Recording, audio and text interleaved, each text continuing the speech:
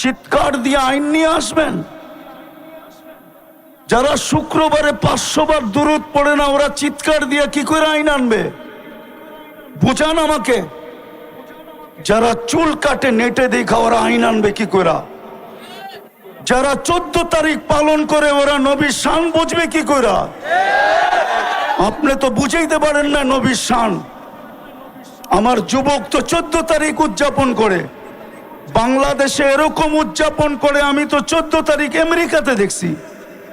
ওরা তো শুধু ফুল দেয় না, হোটেলে নিয়ে খাওয়ায়, বাড়ির জন্য পার্সেল দেয়, পারে না কলিজাটা বাইর করে বুনা করে প্যাকেটে দিয়া দিতে, তারপরে বলতে যে তুই আমাকে যায়া লেখা পাঠাইস। আমি তো বাঁচবো না, কেননা কলিজা তো দিয়া দিছি, আমি তো মরে যাব, কিন্তু বন্ধুরা কমসে কম ফেসবুকে দেখবে তুই একটু লেখা পাঠাইস I.U। জিজ্ঞেস করেন না, শুধু ফুল দেয়, ফুলও দেয়, হোটেলেও খাওয়ায়, পার্সেলও দেয়, কলিজা পর্যন্ত বুনা করে দিতে চায়। পারে না খালি সামাজিকতার কারণে, নাইলে প্রতিদিন বাংলাদেশ প্রশাসন শুধু ওদেরকে সামলাইতে পাগল হয়ে যেত। ওরা প্রত্যেক গলিতে মিছিল করতো, ছ্যাক খেয়েছে আমার ভাই অমুকের রক্ষা নাই। ও তো 90% ছ্যাক খাওয়া, পার্সেলও নিছে, ফুলও নিছে, খাইছে, তারপরে বাড়ির যা জুতা পাঠায় দিছে, জুতা। বাকি যেটা বাইচা গেছে ওটারে ছলনার পেছে ফালায়া জবা করে পাঠায় দিছে। নাইলে প্রতিদিন পেপারে কেন আসে প্রেমিকের হাতে প্রেমিকার জান গেল, প্রেমিকার হাতে প্রেমিকের জান গেল, প্রেমিকের হাতে প্রেমিকার জান গেল, প্রেমিকার হাতে প্রেমিকের জান গেল? এই কথা পেপারে প্রতিদিন কেন আসবে? হ্যাঁ, কেন আসবে? বিদায় আজকে প্রয়োজনীয়তা বোঝা দরকার। যুবক, পায়ে হাত দিয়া বলি, এই মজমার পায়ে হাত দিয়া কসম খোদার একটা আয়াত দিয়া শেষ করতেছি। রওজায়ে আতহারের উপর একটা আয়াত লেখা আছে, ওয়ালাউ আন্নাহুম ইয যালামু আনফুসাহুম। আপনার উম্মত যখনই গুনাহ করবে, আর যখনই গুনার পরে কোনো পর্বে লজ্জিত হবে, সুম্মা জাউকা, আর আপনার কাছে আসবে, আস্তাগফিরুল্লাহ, আমার কাছে মাপ চাবে। বন্ধু, আমি ওর দিকে তাকাবো না, গুনাহ কি করলো এটার দিকে তাকাবো না। কোরআন আমাকে বলে ওয়াস্তাগফারা লাহুর রাসূল, আমি তো বন্ধু আপনার দিকে তাকাবো। আপনি যদি পক্ষে হন তো মাফ করে দিব, আর আপনি যদি পক্ষে না হন তো মাফ করব না, না, না, না, না।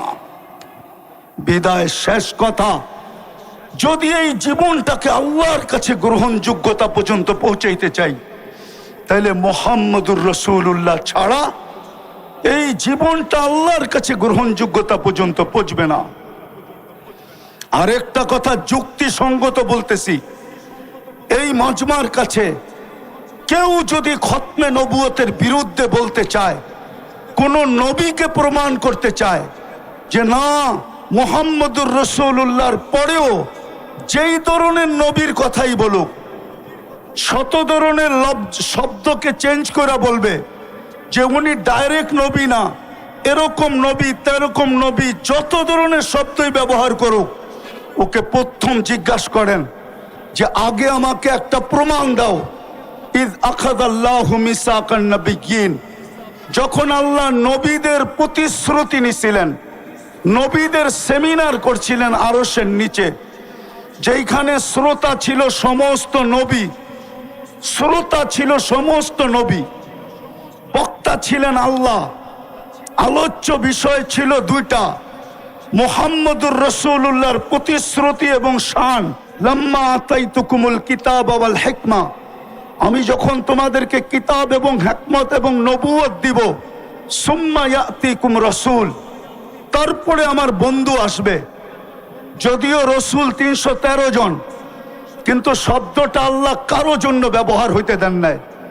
313 জনের ভিতরে 312 জন আসছেন বটে, কিন্তু কোথাও পাওয়া যায় না কারো ব্যাপারে শব্দে রসুলটা ব্যবহার করছেন।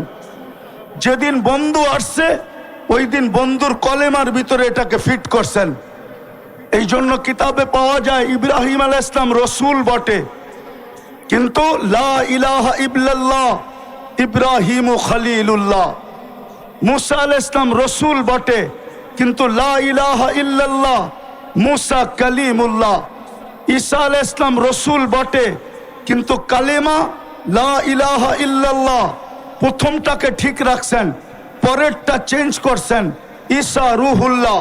কিন্তু যখন বন্ধু আসছেন তো প্রথমটা ঠিক লা ইলাহা ইল্লাল্লাহ, পরেরটা হলো মুহাম্মাদুর রাসূলুল্লাহ। তো প্রশ্ন, যদি কেউ কোনোদিন কোনো ধরনের কোনো শব্দের রসুল বুঝাইতে চায় তো আগে প্রশ্ন করেন ওকে যে তুমি যার ব্যাপারে বলতেছিলা আগে আমাকে প্রমাণ করো উনি ওই সম্মেলনে ছিল কিনা। ওই ওই ওই সম্মেলনে কেননা লাম্মা আখাযাল্লাহু মিসাকান নাবিয়্যিন, সমস্ত নবী রসুলদের, আর কসম খোদার দুনিয়ার কেউ প্রমাণ করতে পারবে না যে ওই সম্মেলনে ছিল। তাইলে বোঝা গেল যদি প্রমাণ না করতে পারে ও ভুয়া। ও কি? ও কি? একটা ভুয়া স্লোগান ছিল না, ভুয়া ভুয়া ভুয়া। তাইলে ও কি? ও কি? ও ভুয়া, ও 2 নম্বর, ও 22 নম্বর, ও নম্বর ছাড়া। ও কি? ও কি? ও নম্বর ছাড়া, ওর কোনো নম্বর নাই। তো যেটা বুঝাইতেছিলাম দিলে গাইথা নেন। ইচ্ছা স্বাধীনতা দিছে বিদায় আজকে অনেক কিছু করা যায় যুবক, কিন্তু অচিরে ইচ্ছা স্বাধীনতাটা হরণ হবে। যদি হরণ না হইতো তাহলে আল্লাহ যুবকদের কানে ডেলি ধ্বনি দিতেন না। যুবকদের কানে ডেলি ধ্বনি দেন, আওয়াজ দেন, শাবাব লা ইয়াক্তারুকা শাবাবুকা। যুবক, যৌবনের তরঙ্গ যেন তোকে বিমুখ না করে। কাম্মে সাব সাবাকা কাইলাল মউত। প্রতি মাসেই তো 2-4টা অ্যাক্সিডেন্ট এই রাস্তায় হয়। কত যুবককেই তো এই রাস্তায় ঘোড়ার উপর থেকে উঠাইলো। সর্বপ্রথম যেদিন হানিফ ফ্লাইওভার যেই দিন উদ্বোধন হইল ওই দিন তো যুবক ভাবছিল যে আমি সেলফি দিয়া সারা বন্ধুদেরকে তাক লাগায় দিব, কিন্তু ও তো ঘোড়ার পিঠেই বসা ছিল। ঘোড়া চিনো? ঘোড়া ডিজিটাল ঘোড়া চিনো? ডিজিটাল ঘোড়া, অ্যানালগ না, এটা ডিজিটাল ঘোড়া। আগের ঘোড়ায় কাশ খাইতো, এখনকার ঘোড়ায় তেল খায়। ও তো ঘোড়ার পিঠেই বসা ছিল। কি উদ্বোধনের দিন অ্যাক্সিডেন্টে মারা যায় নাই? না যায় নাই। শুধু হানিফ ওভার ফ্লাইওভার তো না, পদ্মা সেতু যদি উদ্বোধন হইল ও তো ভাবছিল যে শুধু বন্ধুদেরকে তাক লাগাবো না, সারা দুনিয়াকে তাক লাগায়া দিব। ও তো ঘোড়ার উপরেই বসা ছিল, ঠিক না? উঠায় নিছেন না নেন নাই? যার কারণে 1.5 বৎসর বাইকালাদের আশায় জলাঞ্জলিত হইতেছিল, যে চাইছিল বাইক নিয়ে পদ্মা ব্রিজ একবার ঘুরা দেখা আসবে, কিন্তু 10 বৎসর পর্যন্ত পাবন্দি ছিল। শুধু যাইতো পদ্মা ব্রিজের কাছে, বাঙ্কা মনটা ফিরা নিয়ে আবার ফিরা চলে আসতো, ঠিক না? শুধু একজনের কারণেই তো। আল্লাহ তো এটাই বুঝাইতেছে, শাবাব লা ইয়াক্তারুকা শাবাবুকা। দুনিয়া চামলে তাকুক। আজকে আমার কথা শুনেন, মুহাম্মদুর রাসূলুল্লাহ ছাড়া পার হওয়া যাবে না। মুহাম্মদুর রাসূলুল্লাহ ছাড়া পার হওয়া যাবে না। মানবে না ওলামা, নাইলে বলছিলেন তো এটাই সত্য, কসমতুল কিয়ামাতা কিসমাইন। বন্ধু, কিয়ামতের মালিক আমি বটে, কিন্তু রাজা আপনি রাজা। বাদশাহ মুহাম্মদুর রাসূলুল্লাহ সাল্লাল্লাহু আলাইহি ওয়াসাল্লাম কিয়ামত দুই ভাগে ভাগ। আনতা তাকুলু উম্মতি আনা আকুলু রহমতি, আনতা তাকুলু উম্মতি আনা আকুলু সালতুতা, আনতা তাকুলু উম্মতি আনা আকুলু শাফি তুশাফা, আনতা তাকুলু উম্মতি আনা আকুলু লা ইউখসিকা ফি উম্মতিক, আনতা তাকুলু উম্মতি আনা আকুলু সাউফা ইউতিকা রাব্বুকা ফাতারদা। কিয়ামতের মাঠ মুহাম্মদুর রাসূলুল্লাহ, মুহাম্মদুর রাসূলুল্লাহর কিয়ামতের মাঠ। যুবক, তোমাদের পায়ে ধরি, ফিরে আসো। নবীর একটা আদর্শ হলো নিজের জীবনের সঙ্গী বানাও, নাইলে দাঁড়াও। তোমরা দাঁড়ানো ব্যতীত হবে না। হুজুরদের চিৎকার কারো কানে যায় না। যদি যাইতো তাহলে অনেক চিৎকার হয়েছিল, কিন্তু আলহামদুলিল্লাহ সুম্মা আলহামদুলিল্লাহ, যদিও নাকি আমি স্বাধীনতার দিন ছিলাম না, আমি জুলাইয়ের 18 তারিখে চলে গেছি দেশ থেকে। আমার ইংল্যান্ডের সফর ছিল। 5 তারিখ ফজরের আগে, সুবে সাদেকের আগে আমার ফ্লাইট ছিল কানাডা। আমি যখন কানাডা এয়ারপোর্টে নামছি টরন্টোতে, তো সাথীদেরকে দেখতেছিলাম একটু বেশি মাত্রায় উৎফুল্ল। জিজ্ঞাসা করতেছিলাম, তোমরা এত খুশি কেন? তো বলছে, হবে না কেন, দেশ তো স্বাধীন হয়ে গেল। আপনি তো আকাশে উঠতেছিলেন, খবর আপনার কাছে তো নাই, আমাদের কাছে খবর আছে। গাড়িতে বসায় একটার পর একটা দেখাইতেছিল। তো যুবক, তোমরা দাঁড়াও, নবীর আদর্শ নিয়ে দাঁড়াও, নবীর আদর্শকে জীবনের সঙ্গী বানাও। মুহাম্মদুর রাসূলুল্লাহকে মনে প্রাণে জাগা দাও, জীবনে জাগা দাও। রব্বে কাবার কসম, মুহাম্মদুর রাসূলুল্লাহ যদি পক্ষে আসে তো গ্যারান্টি দিয়া বলতে পারি, আল্লাহ পক্ষে হবে, হবে, হবে, হবে, হবে, হবে। আর যদি মুহাম্মদুর রাসূলুল্লাহ পক্ষে না হইল, খোদার কসম, না রব পক্ষে হবে, না রবের বিচার পক্ষে হবে, না রহমত পক্ষে হবে, রহিমা দুনিয়া ওয়াল আখিরা হওয়া সত্ত্বেও পক্ষে হবে না। এই জন্য পায়ে হাত দিয়া বলি, বলা অনেক হয়ে গেছে। ওলামায়ে কেরাম বলছেন, কালকেও বলবে, আমি তোমাদের পায়ে হাত দিয়া বলবো। তুমি নবীর জীবনী রিচার্জ করো, সারা রাত্র আনলিমিটেড তোমরা চালাও, ফেসবুক চালাও, ইন্টারনেট চালাও, আনলিমিটেড চালাও ওয়াইফাই দিয়া, অথবা বন্ধুর থেকে পাসওয়ার্ড নিয়া, অথবা বন্ধুর থেকে হটস্পট নিয়া সারা রাত্র চালাও। তোমাদের পায়ে হাত দিয়া বলি, মুহাম্মদুর রাসূলুল্লাহর জীবনী অ্যানালাইসিস করো, পড়ো, শিখো, আদর্শ শিখো। দিছিলেন তো, সুযোগ তো দিছিলেন। আল্লাহর রসুল জানতেন একটা সময় এরকম আসবে, এরকম আসবে, চতুর্দিকে ফিতনা আর ফিতনা হবে। হুজুররা মানবে কি মানবে না জানি না। এই কাপড়টা 6 বার সুদে ডুব দিছে। কয়বার? কয়বার?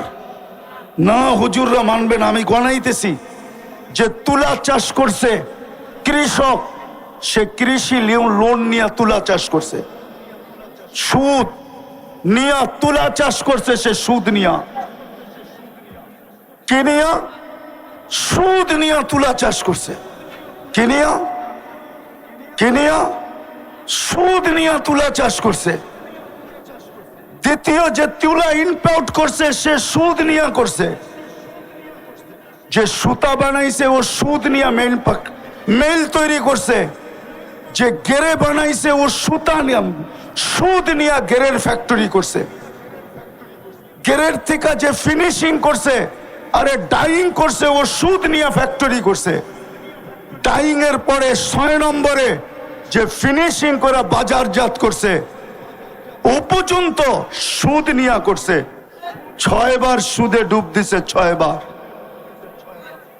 জমানাটা বড় খতরনাক।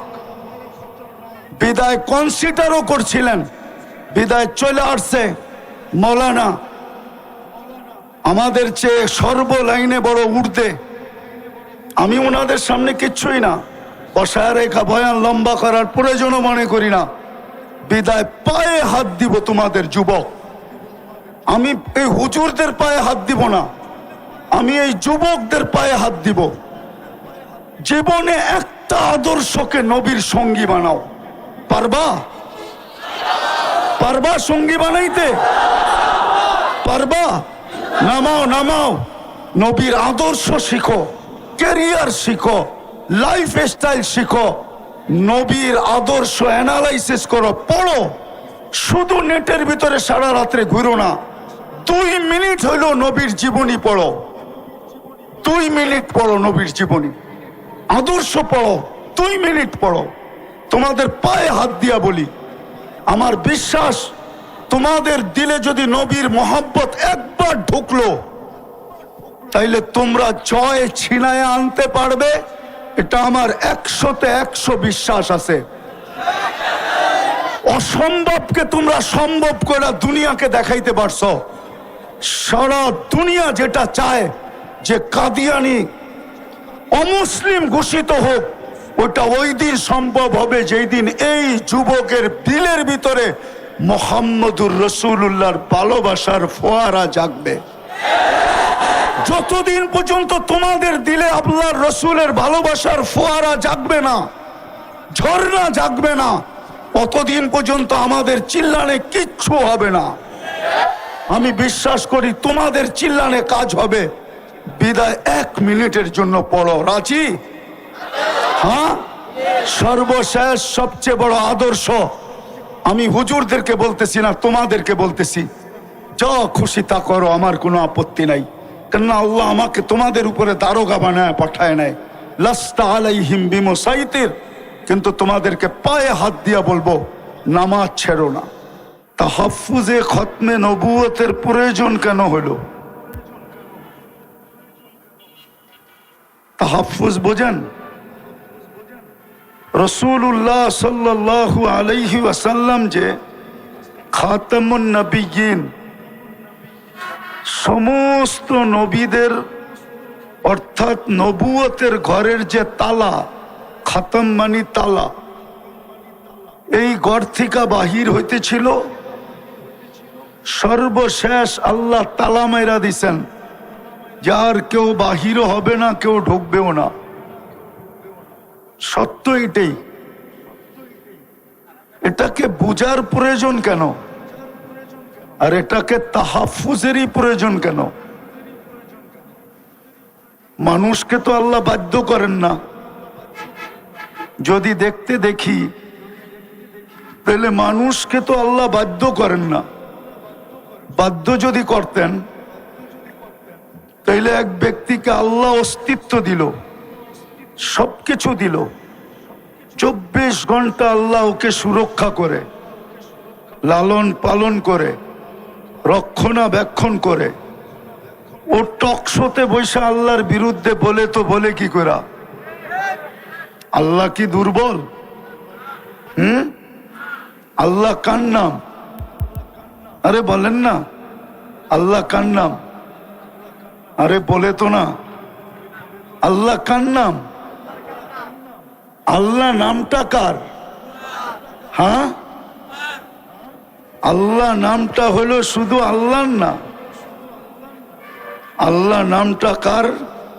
আল্লাহ নামটা হলো যিনি রহমান, যিনি রহিম, যিনি মালিক, যিনি কুদ্দুস, যিনি সালাম, যিনি মুমিন, যিনি মুহাইমিন, যিনি আজিজ, যিনি জব্বার, যিনি মুতাকাব্বিরুল খালিকুল বারিউল মুসাব্বিরুল গফফারুল কহ্হারুল ওয়াহাবুর রাজ্জাকুল ফাত্তাহুল আলিমুল قابض الباسط الخافض الرافع المؤس المذل السميع بصير الحكم العدل اللطيف الخبير الحليم العظيم الغفور الشكور العلي الكبير الحفيظ المقيت الحسيب الجليل الكريم الرقيب المجيب الواسع الحكيم الودود المجيد الباعث الشهيد الحق الوكيل القوي المتين الولي الحميد الموصي المبدي المعيد المحيي المميت الحي القيوم الواجد الماجد الواحد الأحد الصمد القادر المقتدر المقدم المؤخر الأول والآخر الظاهر والباطن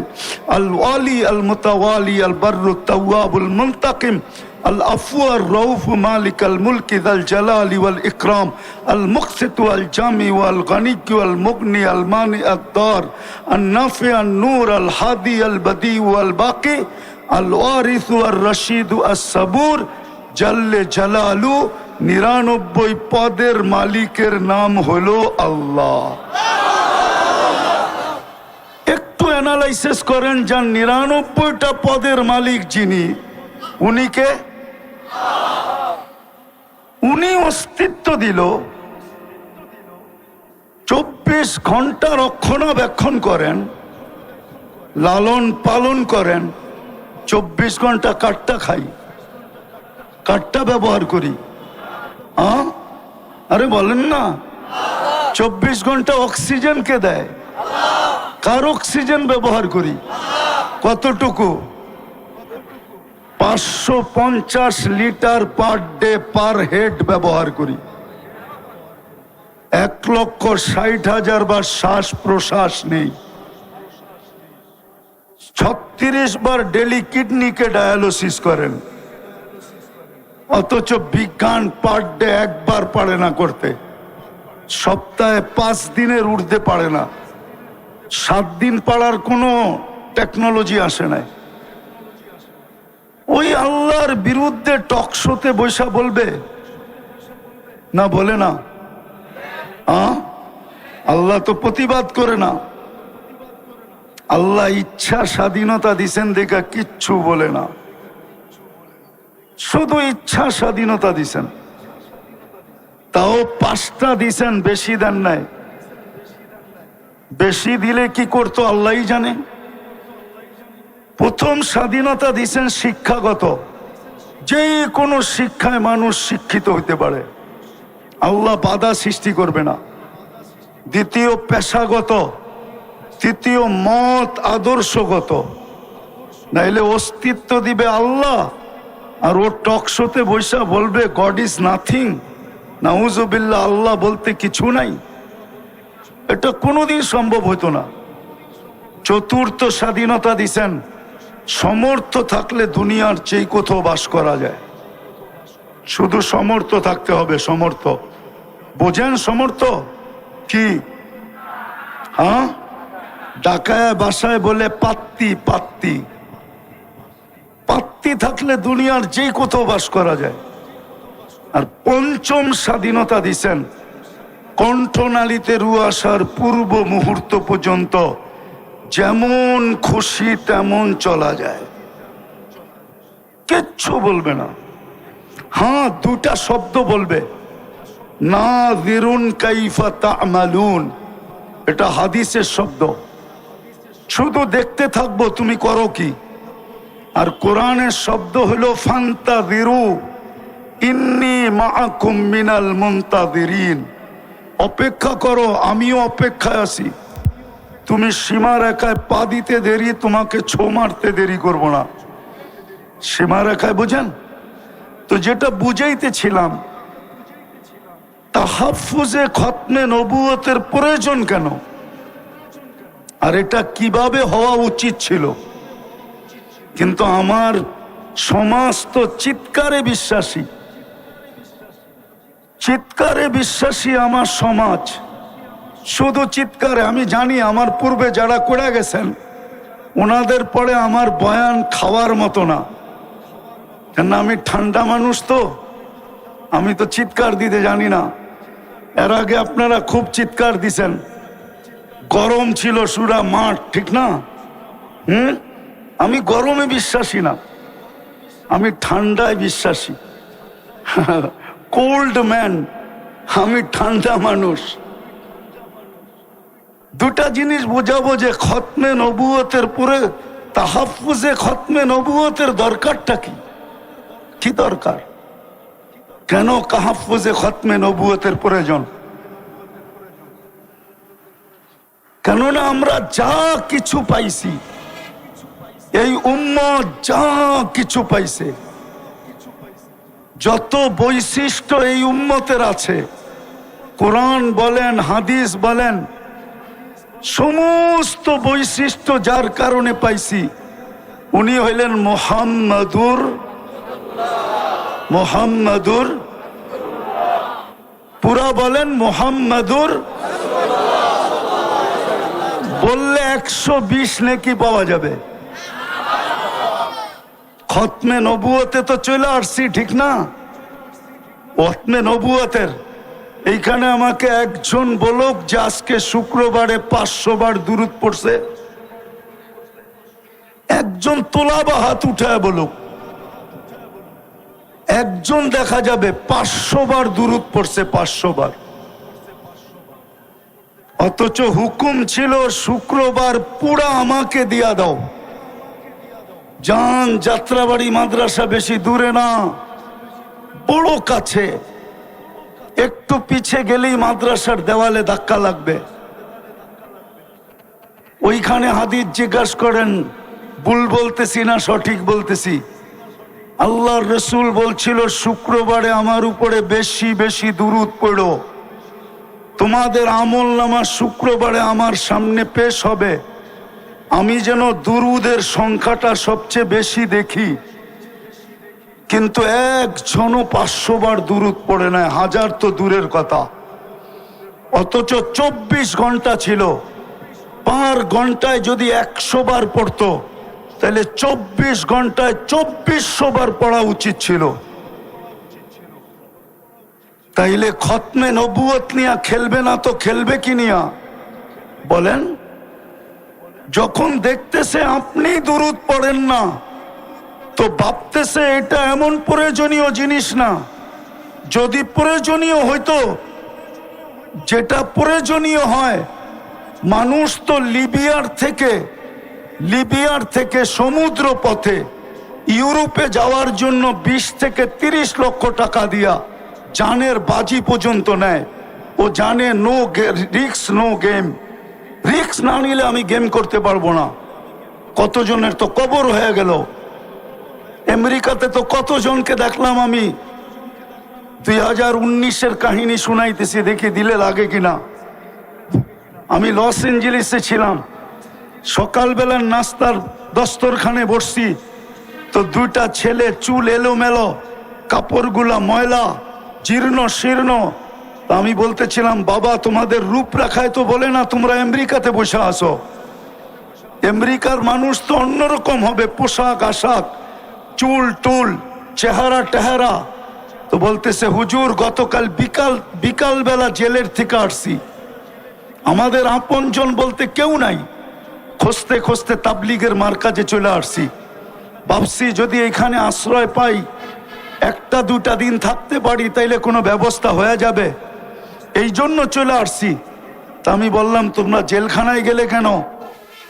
তো বলতেছিল, আমরা মেক্সিকো দিয়া ঢুকতেছিলাম, পুলিশের হাতে পড়ে গেছি, জেলখানায় নিয়ে গেছে, 3 মাস পরে বাহির হয়ে আসলাম। আচ্ছা, কত টাকা দিয়া মেক্সিকো পর্যন্ত আসলে তুমি? বলল, বাংলাদেশ থেকে পার হেড 25 লক্ষ টাকা দিয়ে আসছি।